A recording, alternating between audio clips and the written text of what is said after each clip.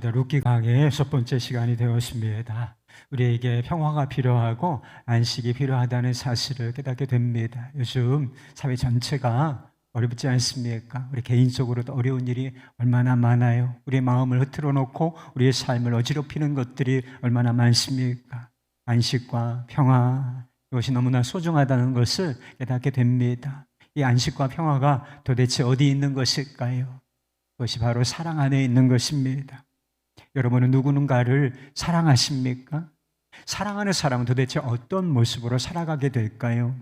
본문 말씀은 사랑이 어떤 특징을 가지고 있는지, 그것이 어떻게 삶의 현장 가운데 드러나게 되는지를 보여준다고 싶습니다. 사랑은 무엇일까? 첫 번째는 사랑은 위험을 감수하는 것이다 라고 하는 사실을 알게 되는 것입니다.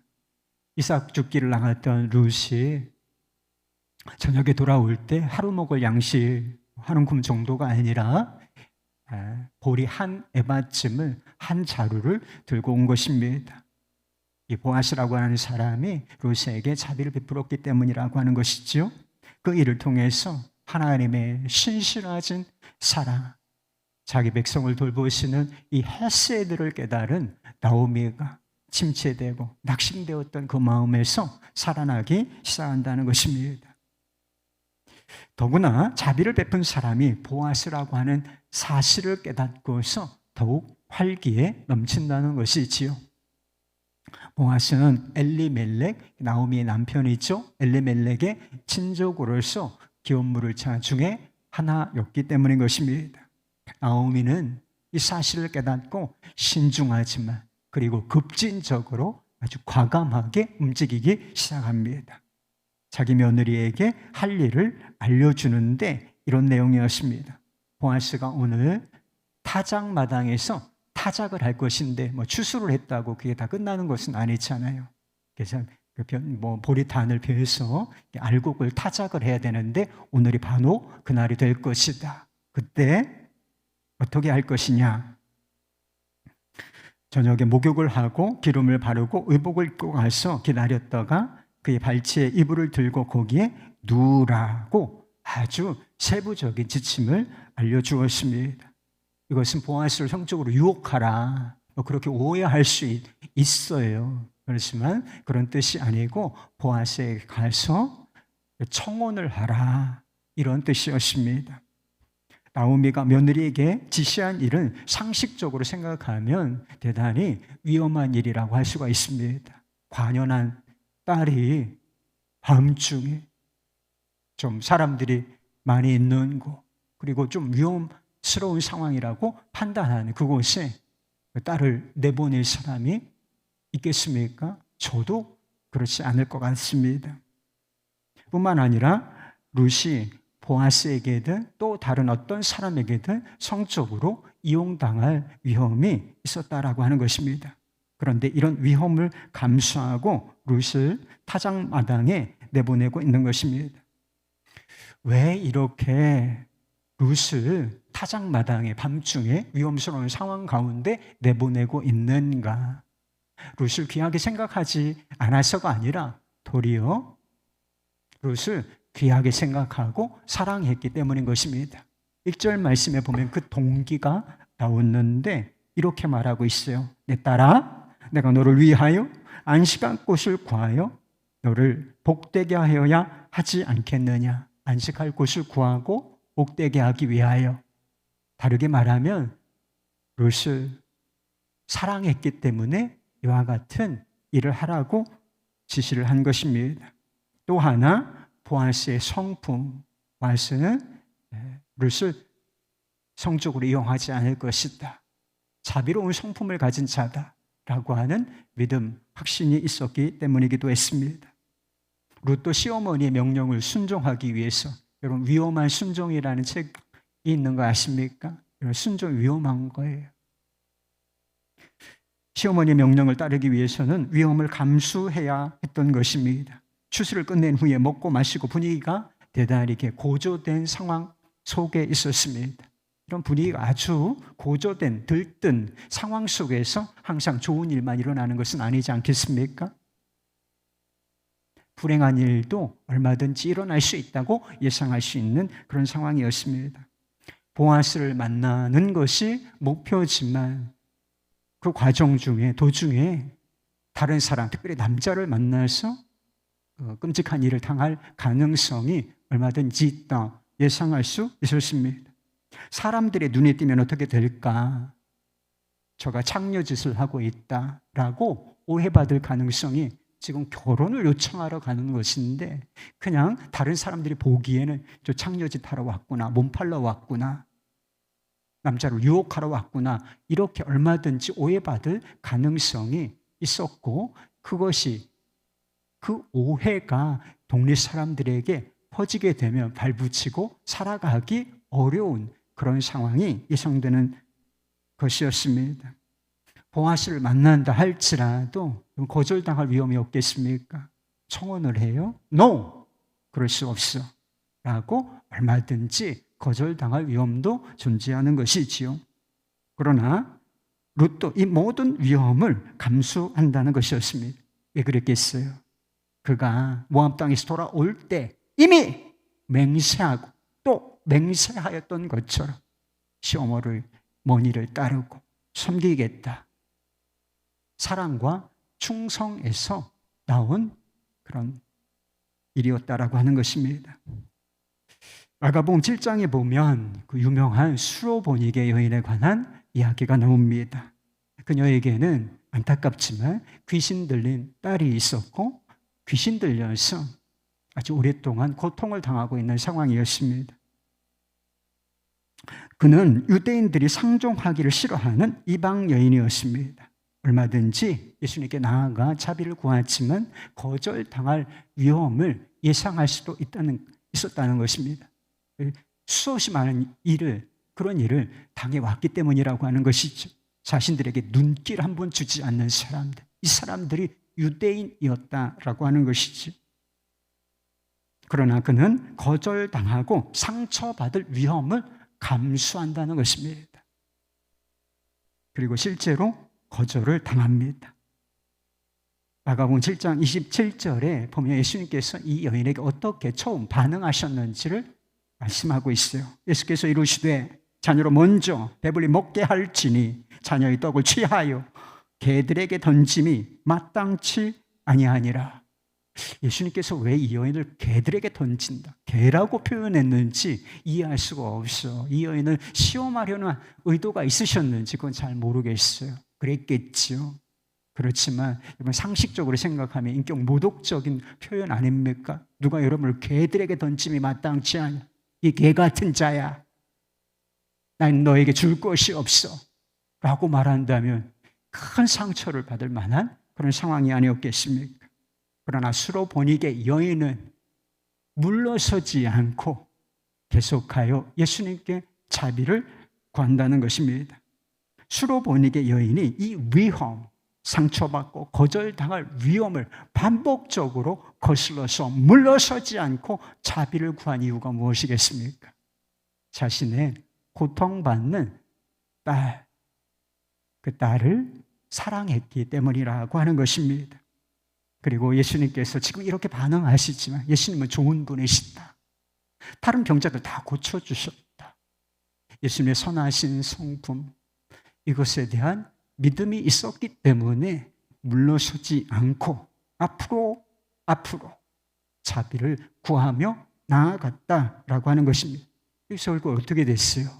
예수님께서 이 믿음과 사랑을 아주 귀하게 보시고 이 여인의 믿음을 칭찬해 주셨어요. 이만한 믿음을 본 적이 없다고. 그리고 귀신 들린 딸을 즉시 고쳐주셨다라고 하는 것입니다. 가지도 아니하고 말씀으로 하셨을 때 즉시 그 딸이 귀신 들림의 고통 속에서 자유하게 되었다는 이야기가 나오는 것입니다. 사랑하려면 기억하십시오. 위험을 감수해야 하는 요소가 있는 것입니다. 어떤 위험이죠? 우리 자신이 대단히 취약해질 위험인 것입니다. 상처받을 위험, 그리고 거절당하고 배신당할 위험, 이런 게 존재한단 말이에요.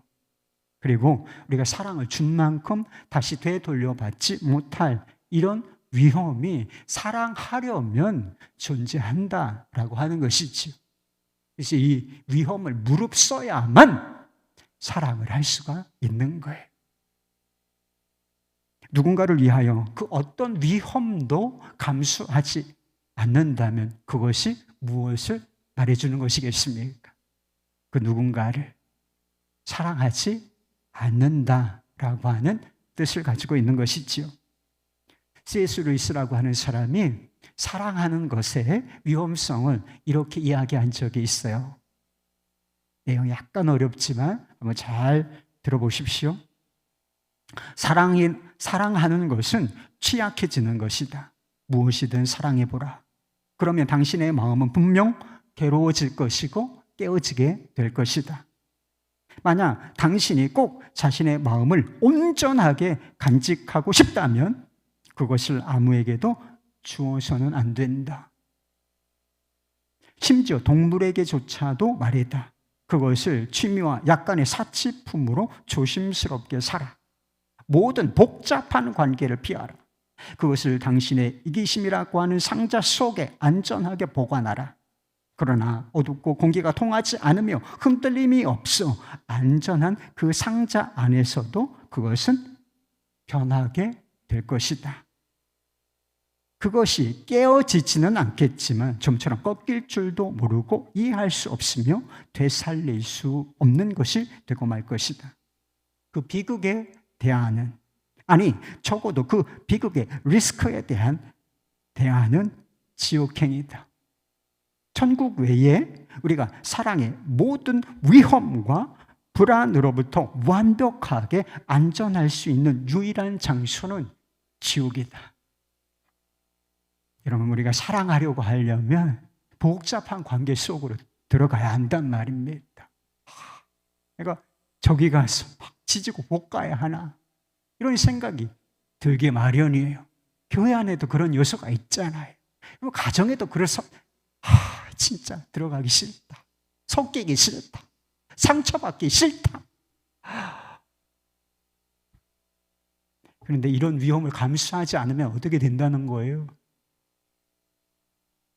부패고 죽음이고 지옥행이라고 하는 것입니다. 반대로 말하면 이런 위험을 감수해야만 건강해지고 살아나고 우리가 이 세상에서도 천국을 조금이나마 경험할 수 있게 된다는 것입니다. 사랑의 두 번째 특징이 오늘 본문 말씀 가운데 나타나는데 그것은 자기를 주는 것입니다. 자기 유익을 구하지 않는 것, 이것이 사랑의 특징이라는 것입니다. 고린도전서 13장을 사랑장이라고 부르죠. 거기 보면 사랑은 이와 같다, 사랑은 이와 같다 라고 하면서 사랑의 진정한 속성, 세상에서 말하는 그런 감정적인 사랑 말고 진정한 하나님이 창조하신 그 사랑, 그 사랑의 속성에 대해서 말씀하고 있습니다. 거기에 사랑은 오래 참고 교만하지 아니하며 또 뭐가 있어요? 사랑은 자기 유익을 구하지 아니하며 라는 말씀이 나온단 말이에요. 바로 그 뜻이에요. 나오미와 룻과 보아스, 세 사람의 모습을 한번 보십시오. 이 사람들은 다 받는 자가 아니라 주는 사랑을 하는 사람들이라 하는 것입니다. 나오미는 룻의 유익을 구하고 룻은 나오미의 유익을 구하고 있으며 보아스는 룻과 나오미의 유익을 구하고 있음이 이 말씀 속에서 명확하게 드러나고 있다는 것입니다. 나오미가 룻을 타작마당에 보낸 이유는 자신의 유익을 위한 것이 아니었습니다. 1절 말씀에서 말씀하고 있는 것처럼 며느리를 위하여 안식할 곳을 구하고 그를 복되게 하기 위하여 이 위험을 무릅쓰라고 지시를 내리고 있다라고 하는 것입니다. 안식할 곳이다라고 하는 것은 뭘 의미하느냐? 지금하고 사회 문화하고 결혼 문화하고 조금 상황이 다르다는 것을 이해를 하셔야 돼요. 이 고대 근동에서 안식할 곳, 여인에게 안식할 곳이다라고 하는 것은 남편과 결혼하여, 한 남자와 결혼하여 남편의 보호 아래 있는 거, 그 울타리 안에서 살게 되는 상황, 이것을 바로 안식할 곳이라고 부르는 것입니다. 그런데 안식할 곳, 곧 결혼할 대상을 찾고 있는데 그 사람이 바로 보아스다, 이렇게 생각하였던 것입니다. 보아스는 엘리멜렉, 그러니까 나오미의 남편 엘리멜렉의 기업물자 중에 하나였습니다.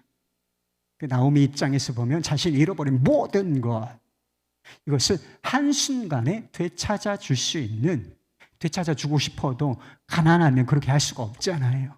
근데 이 사람은 유력자, 권세가 있고 부를 소유한 유력자였기 때문에 자신이 잃어버린 모든 것을 단번에 찾아줄 수 있는 고해였던 것입니다. 그런데 2절 말씀에 보면 나오미는 그를 기업 물을 자라고 부르지 않고 그저 친족이라고만 부른다는 것입니다. 보아스가 이 기업을 물려줄 것이다, 이런 기대를 완전히 포기한 것은 아마 아니었을 것입니다. 그러나 그것보다는 룻이 그와 결혼하는 것 자체를 더 중요하게 여겼기 때문에 그를 친족이라고 불렀던 것입니다. 나오미가 가족의 기업보다 룻의 안식, 룻이 복되게 사는 것, 행복하게 사는 이것을 더 중요하게 여겼기 때문에 기업 물을 자가 아니라 친족이라고 결혼에 초점을 맞추어 그렇게 불렀다는 것을 보여주는 것입니다. 그러나 정작 결혼해야 할 당사자 룻은 그렇게 반응하지 않습니다.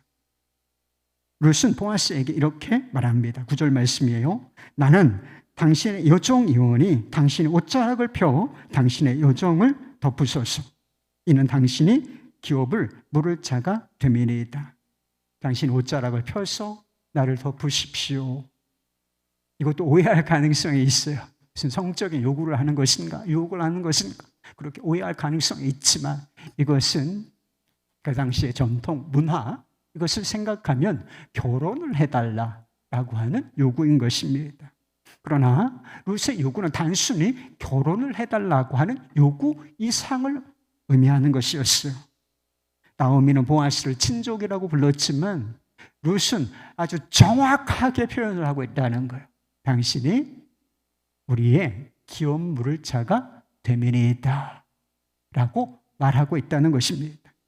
나오미의 목표는 이 룻 며느리가 보아스와 결혼하여서 복되게 사는 거예요. 그런데 룻의 목표는 뭐예요? 자신의 아내보다 가족을 생각하는 거예요. 나오미를 생각하고 우리 가족의 기업 물음, 이것을 더 중요하게 생각하고 있음을 이런 표현들이 보여주고 있는 것이지요. 보아스는 룻의 의도를 정확하게 파악하고서 그녀를 칭찬해 주어요. 10절 말씀입니다. 그가 이르되 내 딸아 여호와께서 내게 복 주시기를 원하노라. 내가 가난하건 부하건 젊은 자를 따르지 아니하였으니 내가 베푼 은혜가 처음보다 나중이 더하도다. 이 보아스의 말처럼 룻이 지금 과부란 말입니다. 재혼을 할 수가 있어요. 율법적으로 재혼은 허용된 것이었습니다. 그런데 이 보아스는 지금 나이가 많은 사람이란 말이에요. 50대 이상, 그리고 나이가 많은 사람, 그리고 룻은 한 20대 초중반, 이런 상황이라고 보여지는 거예요. 그러니까 아버지 뻘 되는 사람과 결혼을 지금 해달라고 요구를 하고 있는 상황인데, 보아스가 보기에는 이게 내가 젊은 자를 따르지 아니하고 그와 결혼하기를 원치 아니하고, 룻이 젊은 자를 따라서 그와 결혼하여 안식과 복을 구할 수도 있는 상황이죠. 얼마든지. 그러나 그렇게 하지 않고 자신에게 기업을 물러달라는 이 요청이 시어머니와 가족을 향한 인애, 헤세드로부터 나온 것인 줄을 내가 알았다라고 하는 것입니다. 처음 인애라고 하는 표현이 있고 나중 인애라고 하는 표현이 나와요. 처음 이내가 무엇을 말할까? 그러니까 룻이 모압 사람인데 고국을 버리고 정말 한번 와본 적도 없는 이 베들레헴 가나안 땅에 시어머니를 따라 온 거, 그렇게 결정한 거, 이것을 처음 인애라고 생각하는 것이고, 나중 인애는 자신의 아내보다 가족의 기업을 위하여 지금의 이 타작마당의 위험을 무릅쓴 것, 나와 결혼해 주십시오, 기업을 물려주십시오 라고 한 이 요청, 이것을 나중 인애라고 하는 것인데 이게 더하다, 풍성한 인애다 라고 평가하고 있는 것입니다. 그는 룻이 현숙한 여인인 것을 성읍 백성들이 다 알고 있다라고 말하고 있어요. 이 현숙한이라고 하는 단어가 원어 히브리어로는 하일이라고 하는 단어입니다. 그런데 이 하일이라고 하는 단어가 이 룻기 한 번 더 쓰였는데 2장에서 보아스를 설명할 때 그를 유력한 자다라고 설명하지 않았습니까? 유력한이라고 하는 단어가 원어로는 이 현숙한과 같은 의미의 하일이라고 하는 것입니다. 현숙한이 있어요, 유력한. 우리말로는 좀 의미가 다르지만 원어로는 두 단어 모두 하일이라고 하는 것입니다. 보아스는 룻을 처음에는 소녀라고 불렀습니다. 연약한 자를 바라보는 시선인 것이죠. 그 다음에는 어떻게 부르는지 아세요? 오늘 룻을 향하여 내 딸아 이렇게 부르고 있습니다. 배려와 존중, 따뜻함이 배어있는 그런 호칭이 아니겠습니까? 그런데 이번에는 현숙한 여인이다, 다르게 표현하면 유력한 자다, 이렇게 표현을 하고 있다는 것입니다. 자신과 동등된 시선으로, 아니 그 이상으로 존경의 의미를 담아서 이 소녀를 바라보고 부르고 있는 것입니다. 보아스가 룻의 청혼을 받아들이는데 이 청혼을 받아들인 것은 그녀가 예쁘고 젊었기 때문이 아니라 사랑의 힘, 이 사랑의 힘을 소유한 유력자이기 때문이었던 것입니다. 데이비드 아일랜드라고 하는 사람이 있는데 이 사람이 중한 병에 걸렸어요. 신경을 손상시키는 병에 걸려서 나중에는 이제 꼼짝도 못하는 그런 상황까지 되었습니다. 그런데 이 사람이 어떤 책을 하나 냈느냐 하면 태어나지 않은 아이에게 보내는 편지들, 아들을 낳았다고 생각하고서, 아이가 있다고 생각하고서 그 아이에게 자신의 삶을 이렇게 편지를 보내서 풀어낸 그런 책이었습니다. 그는 자신이 경험한 사랑을 이렇게 표현합니다. 좀 반복되는 표현이 있긴 한데 이 사람의 상황이 그렇기 때문에 그렇다는 점을 이해를 한번 해주시면 좋겠는데 제가 읽어드려 보겠습니다. 너희 엄마는 아주 특별한 분이란다. 자기 아내로부터 해야 할 수고스러운 일들을 많이 수반하는 외식을 시켜주어서 감사하다는 말을 들을 수 있는 남편은 많지 않단다.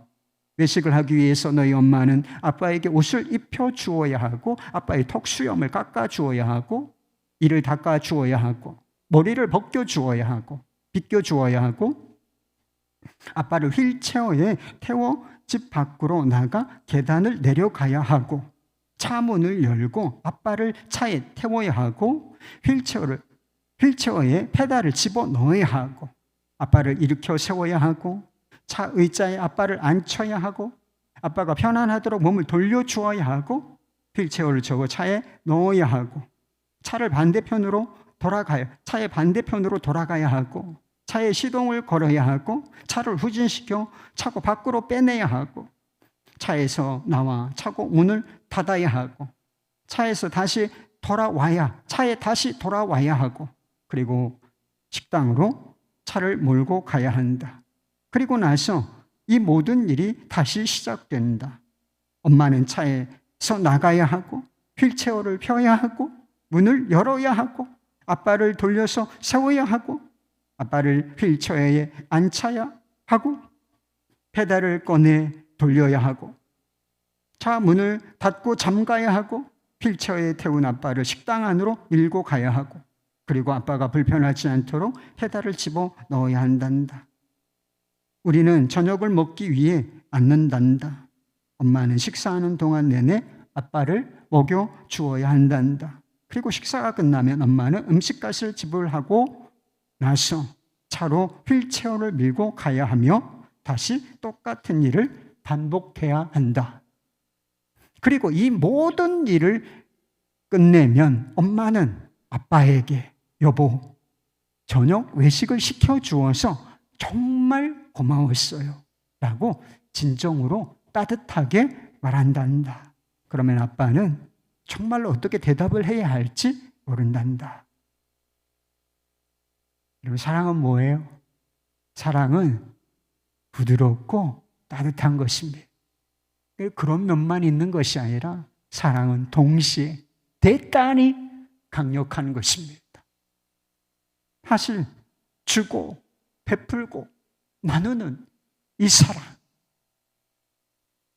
자기 유익을 구하지 아니하고 다른 이의 유익을 구하는 이 진정한 사랑, 이 사랑보다 위대한 것은 없다는 것입니다.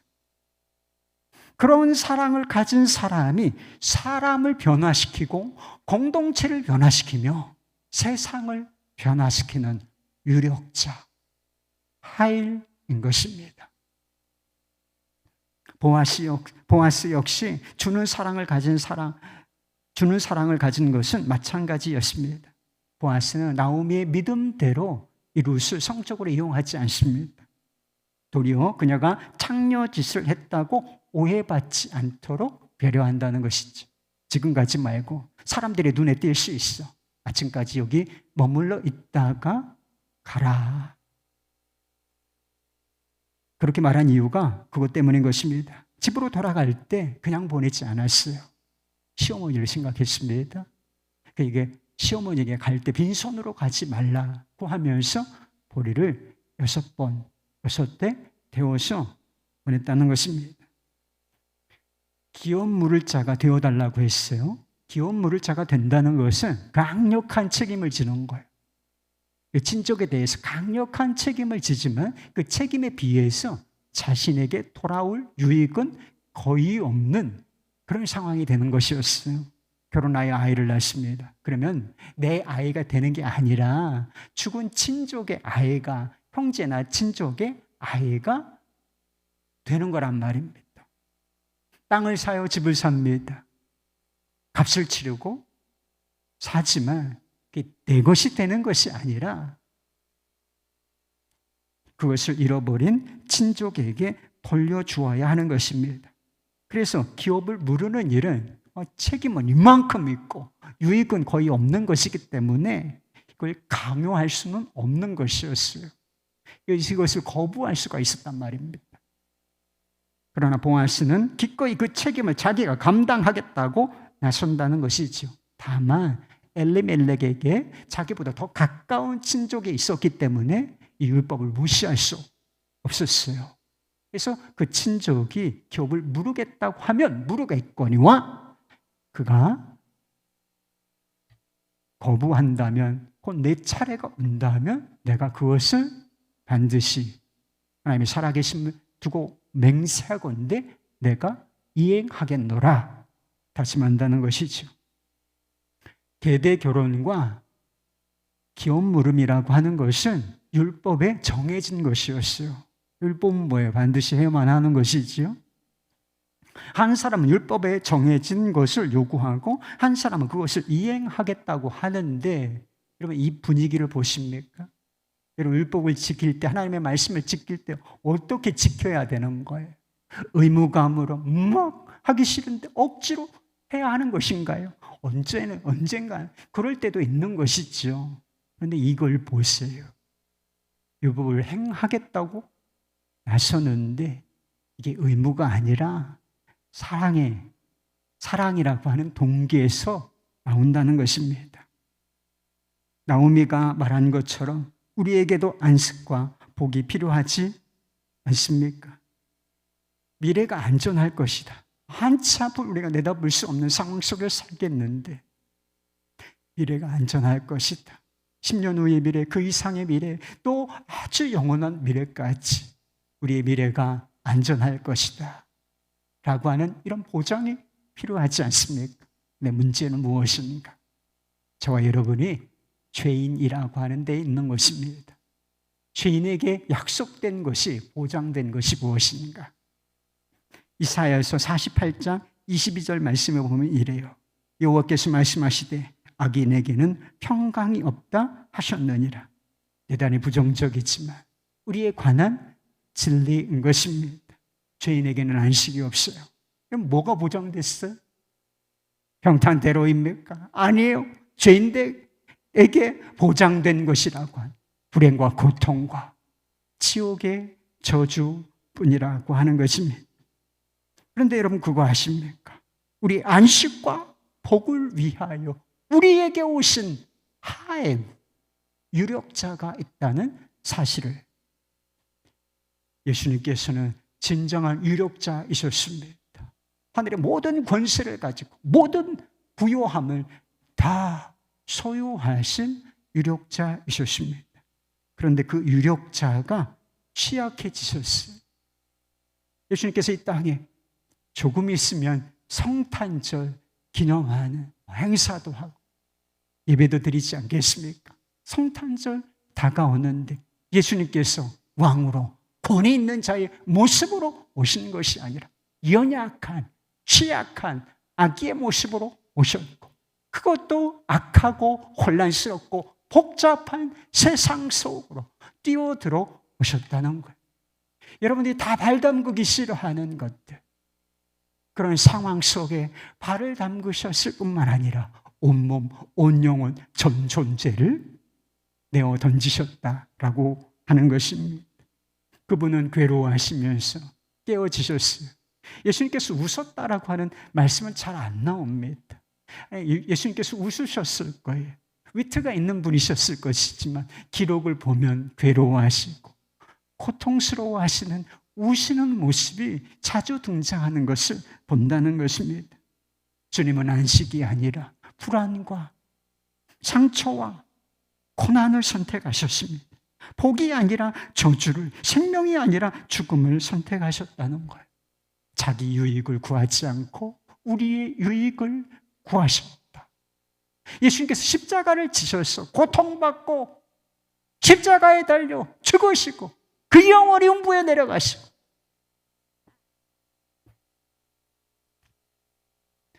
주님께 유익이 될 게 뭐가 있어요? 하나도 없어요. 오직 우리의 유익을 위하여 이 모든 일, 이 위험을 감수하셨다는 거예요. 왜요? 죄인의 저와 여러분, 우리 모두를 불붙는 사랑으로 사랑하셨기 때문인 것입니다.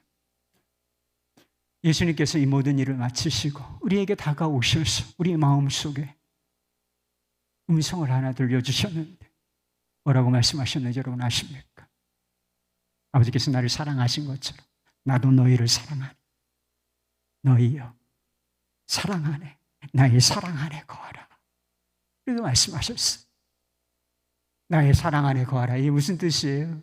나와 더불어 결혼하자. 청혼을 하신 것입니다. 본문 말씀은 룻이 기업물을 고엘에게 결혼을 요청해요. 근데 예수님이 하신 일은 완전히 반대입니다. 우리를 죄에서 건져주실 속량하실 고엘이신 그분께서 비천아 우리에게 오셔서 나와 더불어 결혼하자. 나의 사랑 안에 거하라. 이렇게 청을 하셨다는 거예요. 사랑하는 것도 위험하지만 사랑을 받아들이는 것도 위험을 감수해야 하는 일인 것입니다. 어떤 위험이죠? 역시 취약해지는 위험인 것입니다. 자기 자신을 그 사랑에 완전히 내어 맡기는 위험인 것입니다. 나의 의로움이 깨지고 다 우리가 자기 중심적인 이기적인 존재인데 그 사랑을 받아들이기 위해서 이 자기 중심성을 내려놓는, 이 위험을 감수해야만 그 사랑을 받아들일 수가 있는 것입니다. 나의 사랑 안에 거하라 라고 하는 것은 단순한 요청이 아니라 너의 존재, 너의 전 존재를 나에게 걸라 라고 하는 대담한 요구이기 때문인 것입니다. 주의 옷자락 만지며 라고 하는 찬양이 있는데 가사가 은혜롭습니다. 주 발 앞에 무릎을 꿇고 그 사랑에 나 안기네. 그 어떤 말도, 그 어떤 소리도 그 발 앞에서 잠잠해지네. 주 나의 사랑, 그 발 앞에 앉아 내 모든 기도는 사랑의 노래가 되네. 주의 옷자락 만지며 주의 두 발을 씻기며 주님 그 발에 입 맞추며 나의 왕관을 놓으리. 주의 옷자락 만지며, 여기까지. 여러분은 주님 발 앞에 무릎을 꿇으셨습니까? 여러분이 스스로 만들어 쓰고 있었던 그 왕관, 그것을 벗어 주님 발치 앞에 내려놓으셨나요? 그 위험을 감수하고, 그 취약해지는 위험을 감수하고서 나 주님께 내어 맡깁니다. 이런 믿음으로 주님의 사랑에 안기신 것인가요? 자기가 깨어지는 위험을 감수하고 주님의 사랑에 안길 때 우리에게 주어지는 것, 그게 생명이고 안식이고 복인 것입니다. Three Seasons이라고 하는 영화가 있어요. 베트남 전쟁 이후에 남녀 간의 사랑을 그린 영화입니다. 이 영화의 남자 주인공이 하이란 이름을 가지고 있는 사람인데 직업이 시클로라고 하는 인력거를 끄는 사람이었습니다. 이 청년이 란이라고 하는 이름을 가진 아름다운 여자를 사랑하는데 이 여자의 직업은 창녀였습니다. 란이라는 여인은 매춘으로 번 돈을 통해서 이 지긋지긋한 고통, 가난, 위참함 속에서 벗어나고자 했지만 매춘은 그를 더욱 견고한 노예로 만들 뿐이었습니다. 그런데 어느 날 하이가 인력거 경주 대회에서 우승하고 얼마간의 상금을 타는 일이 있게 되었습니다. 하이는 그 돈으로 란과 함께 호텔로 가서 숙박료를 지불하고 화대를 지불합니다. 하이는 자신은 아무것도 원하지 않고 단지 란이 편안하게 잠드는 모습을 지켜보고 싶다고 말해요. 란으로 하여금 단 하루만이라도 정상적인 세계 속에서 살아보도록 해주기 위한 배려였던 것입니다. 란은 처음에는 하이의 호의를 극도로 불편해합니다. 이거 뭐지? 내가 이것을 받아도 되나? 불편해하지만 란이 하이의 진심을 알고 나서 그 사랑에 자기 마음의 문을 연다는 것입니다. 란은 그 순간부터 자기도 모르게 삶이 변하기 시작해요. 그리고 변화되기 시작한 그 삶은 란으로 하여금 다시는 매춘부로 돌아갈 수 없도록 만드는 것이었습니다. 주는 사랑, 자기 유익을 구하지 않는 이 사랑에서 안식을 찾은 것이었습니다. 유력한 사랑의 마음의 문을 열므로 그 사랑이 여인의 삶을 바꾸었던 것입니다. 그렇다면 진정한 유력자이신 예수 그리스도의 그 사랑, 값없이 주시는 그 사랑, 보혈을 통하여 폭포수처럼 쏟아지는 그 사랑, 그 사랑을 우리가 마음을 열어 받아들인다면 어찌 안식이 없을 수 있겠습니까? 어찌 우리의 삶이 변하지 않을 수 있겠나요? 나의 사랑 안에 거하라. 나의 사랑에 너 인생 전부를, 너의 존재 전부를 걸라. 이 위대한 사랑의 초대에 여러분 기쁨으로 응답하실 수 있기를 바랍니다. 그 사랑 안에서 주님이 주시는 안식과 복을 누리실 수 있기를 바랍니다. 그리고 그 사랑 안에서 다른 사람을 사랑하는 위험, 사랑에는 반드시 위험이 따를 것이지만, 우리 자신이 취약해질 것이지만 기꺼이 그 위험을 감수하시는 우리가 모두가 될 수 있기를 주님의 이름으로 축원합니다.